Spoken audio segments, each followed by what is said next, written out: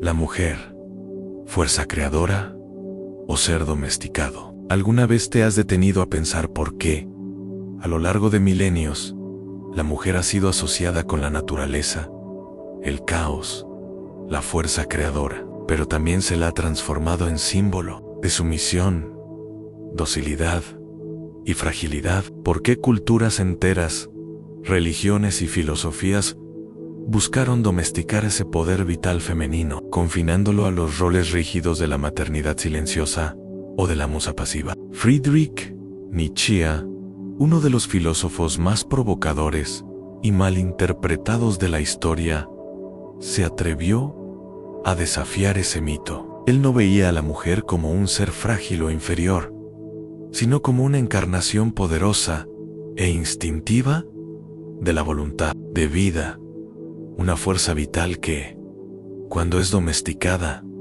enferma, pero que, cuando es liberada, transforma el mundo. Y entonces te pregunto, ¿cuántas mujeres hoy, quizás tú que me ves, aún viven aprisionadas, desconectadas de esa fuerza creadora que Nietzsche tanto reconocía? Hoy vamos a sumergirnos en esta visión poderosa y a veces incómoda que Nietzsche ofrece a la mujer como potencia vital e instintiva, a menos en ella ángel ni objeto, sino pura fuerza de vida. Nietzsche no fue un filósofo que buscaba agradar, al contrario, provocaba, deconstruía, desafiaba los cimientos más sólidos de la cultura occidental, y con la figura de la mujer no fue diferente. Cuando vayas a la mujer, no olvides el látigo. Esta es quizá una de las frases más infames de la filosofía, extraída de Así habló Zaratustra durante siglos. Fue leída superficialmente como misoginia, como si Nietzsche abogara por la violencia contra la mujer. Pero quien realmente se adentra en su filosofía comprende que no se trata de una invitación literal a la agresión, sino de una metáfora poderosa y desconcertante. El látigo representa la necesidad de protegerse, no de la debilidad femenina, sino de su fuerza seductora, instintiva, vital. A Nietzsche veía en la mujer una fuerza tan intensa, tan creativa y tan estratégica, que podía dominar al hombre sin que él siquiera se diera cuenta. No se trataba de debilidad, sino de potencia disfrazada, de una inteligencia vital, diferente a la lógica masculina, mucho más cercana a la naturaleza. El mito de la mujer frágil, por tanto, para Nietzsche, es una construcción cultural, un artificio creado por hombres e instituciones para controlar aquello que más temían, a la fuerza creadora e indómita de lo femenino. Es justamente ahí donde comienza nuestro viaje, a entender cómo Nietzsche deconstruyó esa visión y, al mismo tiempo, celebró a la mujer como fuerza vital insumisa a la visión tradicional de la mujer en la cultura occidental, docilidad y represión. Antes de Nietzsche, la cultura occidental ya había elaborado cuidadosamente la imagen de la mujer como ser dócil, frágil y sumiso. La filosofía clásica, la moral cristiana y las instituciones patriarcales trabajaron en conjunto para construir ese molde que aprisionó a lo femenino.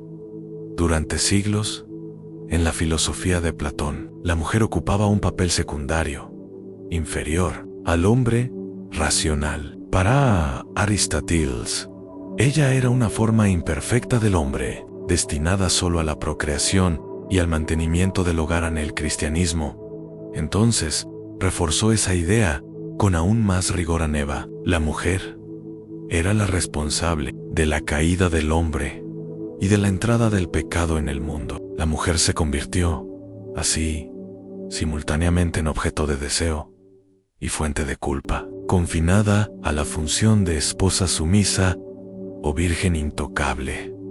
Este modelo se arraigó tan profundamente que, durante siglos, cualquier expresión más libre o poderosa de lo femenino era vista como amenaza, o incluso como brujería, llevando a miles de mujeres a la hoguera. Nietzsche, al percibir este escenario, no permaneció indiferente. Identificó que esa domesticación de la mujer no era un simple azar histórico, sino una estrategia consciente de la cultura occidental en suprimir la fuerza instintiva de lo femenino, que representaba todo lo que la razón patriarcal temía y no podía controlar, y así, la mujer fue transformada en ícono de pureza y pasividad, cuando en realidad llevaba menos y lleva una potencia vital indómita. Nietzsche vio esto y decidió desnudar esta farsa a la mujer como fuerza vital. Nietzsche y la voluntad de poder. Para comprender la visión de Nietzsche sobre la mujer, es esencial entender su concepto más fundamental, la voluntad de poder. A Nietzsche creía que la esencia de toda vida no era la búsqueda de la felicidad o de la virtud, como predicaban muchos filósofos, sino el deseo incesante de afirmarse, crecer, expandirse. La voluntad de poder, este impulso, según él, mueve a todas las criaturas vivas, desde el animal más simple hasta el ser humano más complejo. En la mujer, Nietzsche veía una de las expresiones más puras e intensas de esa fuerza vital. ¿Por qué? Porque según él, la mujer está más cercana a la naturaleza, más conectada con los ritmos orgánicos de la vida, menos encejada en las abstracciones de la razón y la moral.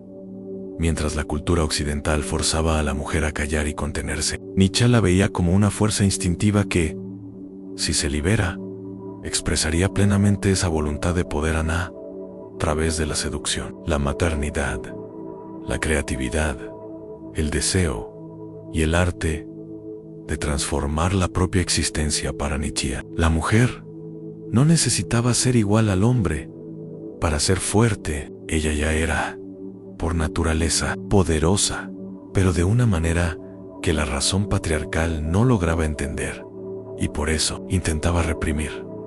Este es un punto crucial. Nietzsche no romantiza ni idealiza a la mujer, sino que reconoce en ella una potencia muchas veces mayor que la del hombre, precisamente por estar más cercana al instinto y a la creación.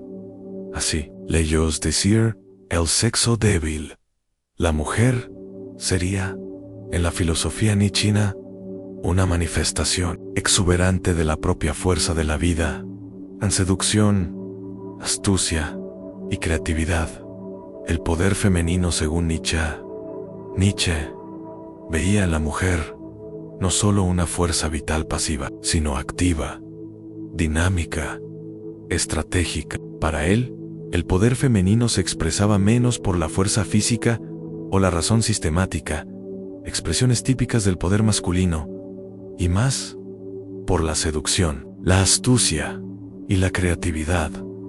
La mujer, según Nietzsche, es maestra en el arte de la disimulación y de la estrategia emocional, no en el sentido negativo y peyorativo con que muchos interpretan, sino como una habilidad natural y vital para sobrevivir y dominar en un mundo que intentó, durante siglos, silenciarla, mientras el hombre se afirmaba muchas veces por la violencia o la imposición directa. La mujer, constreñida socialmente, refinó sus armas instintivas, el encanto, la seducción, la capacidad de generar y nutrir la vida, de crear vínculos, influir afectivamente. Nietzsche veía estas cualidades no como debilidades, sino como expresiones legítimas y poderosas de la voluntad de poder femenina. Admiraba esa fuerza sutil, ese poder silencioso que podía transformar completamente la vida de un hombre, desestructurar sistemas enteros y crear nuevos mundos, todo sin mover un dedo, solo movida por su naturaleza instintiva y creadora. Nietzsche rompe, así, con la visión despectiva que muchos de sus contemporáneos tenían de la seducción femenina, mostrándola como una fuerza vital legítima, parte indispensable del gran juego de la vida.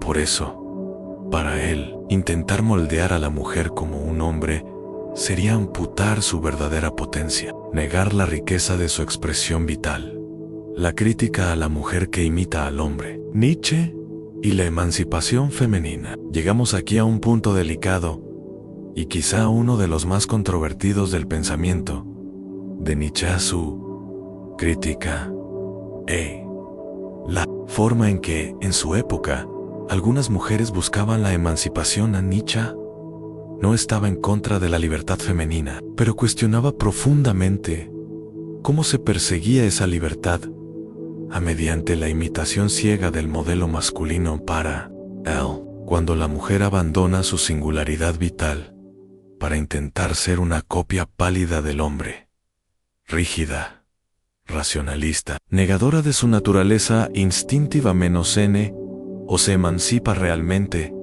sino que se pierden. Escribe en el crepúsculo de los ídolos, lo que inspira respeto en la mujer es su naturaleza, que es diferente a la del hombre, y no un intento de ser como él. Nietzsche veía ese movimiento de imitación como un producto de la decadencia cultural, resultado de una sociedad que ya no sabía valorar lo único y propio en la diferencia entre los sexos, en lugar de buscar la libertad en el reconocimiento y la afirmación de su propia fuerza vital. Algunas mujeres, según él, solo estaban asimilando las neurosis y valores decadentes de los hombres modernos, el exceso de racionalismo, la negación del cuerpo, la alienación de la naturaleza. Por eso Nietzsche defendía que la verdadera emancipación femenina no pasaba por copiar al masculino, sino por la reafirmación plena de lo femenino como potencia creadora, instintiva y transformadora. En su crítica, no era una invitación a la sumisión, sino una advertencia. No confundan igualdad con uniformidad, ni libertad con renuncia a la propia esencia. La domesticación de la fuerza femenina, como la cultura reprimió la potencia de la mujer. Nietzsche fue uno de los primeros en percibir que la fuerza vital femenina no fue simplemente ignorada a lo largo de la historia, fue deliberadamente domesticada. Esa domesticación no ocurrió solo por imposición directa, sino sobre todo a través de mitos, valores e instituciones que transformaron a la mujer de ser instintivo y creativo en símbolo de obediencia y pureza. Pensemos en algunos ejemplos históricos. En la antigua Grecia, la mujer ciudadana estaba excluida de la vida pública y confinada al oikos, la esfera doméstica. Mientras los hombres discutían política en la ágora, las mujeres eran preparadas para el silencio, el cuidado del hogar y la reproducción, n-e homo, si su única función fuera biológica y reproductiva. En la Edad Media, el modelo cristiano fortaleció aún más esta represión. En María, la Virgen, se convirtió en el ideal absoluto, pura, sumisa, inmaculada -m, y entre las mujeres que expresaban autonomía o conocimiento, como curanderas y parteras, eran asociadas a la brujería y perseguidas por la Inquisición. En el siglo XIX, en el auge del moralismo burgués europeo, la mujer ideal era aquella dedicada enteramente al hogar, al marido y a los hijos, sofocando cualquier aspiración intelectual o artística. Las que osaban escribir, pintar o filosofar eran vistas como histéricas, desequilibradas, desviadas. Nietzsche comprendió que todos esos procesos tenían un mismo objetivo: a reprimir la fuerza vital femenina, neutralizando su poder instintivo y su capacidad de romper con el orden establecido.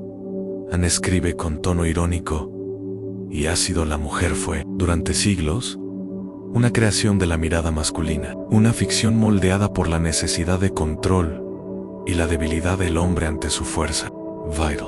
La domesticación de la mujer, por tanto, no fue una consecuencia natural, sino una estrategia cultural, profundamente arraigada en la moral occidental, sobre todo en la moral cristiana, que Nietzsche tanto combatió, y el resultado: enteras de mujeres enseñadas a reprimir sus impulsos creativos, su sexualidad, su inteligencia instintiva, a menos convirtiéndose, muchas veces, en enemigas de sí mismas a Nietzsche. Con su filosofía del martillo, quiso precisamente romper esas máscaras y exponer la potencia que siempre estuvo ahí, oculta bajo siglos de represión. Para Nietzsche, la mujer no es solo una figura social o biológica, es una metáfora poderosa del propio movimiento de la vida, impredecible, caótica.